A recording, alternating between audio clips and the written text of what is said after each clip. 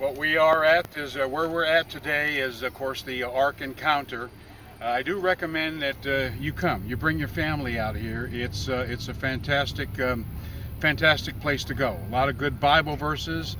They didn't hold back. They didn't apologize for God's anger and God's judgment. Even verses that talked about Judgment Day.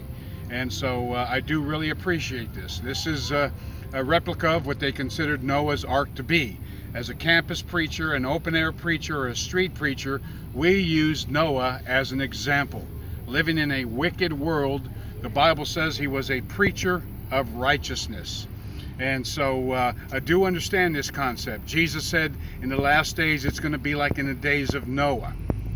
I don't know what your theology is about last days. I'm not one of these guys that believe every news article has to do with last days. I believe my preaching is so important, it's their last days because they might die. But who did God use as a reference for last days but a man named Noah? Noah failed compared to Christianity today. Not one person was saved when Noah preached during that time that he built this boat. And so, but nevertheless, Noah was serving God.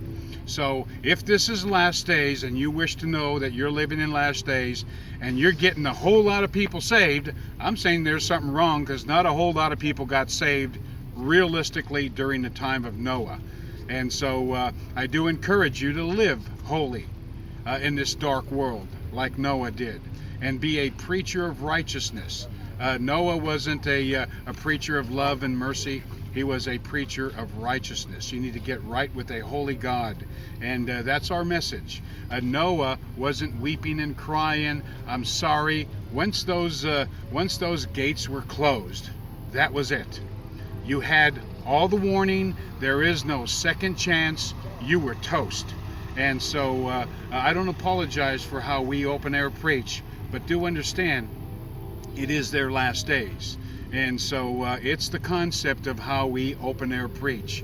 They will die in their sins. They will drown in their sins. And it's up to you and I to at least give them warning of what's coming down the pike. It won't be the great flood. It'll be the lake of fire. On a Richter scale of whether this is good or bad, this ARK encounter, I give it 3 megaphones up. I really like it. There's a lot to do. We stayed here for a short time. You can probably spend 2 or 3 days here. So Uncle Ruben gives it 3 megaphones up.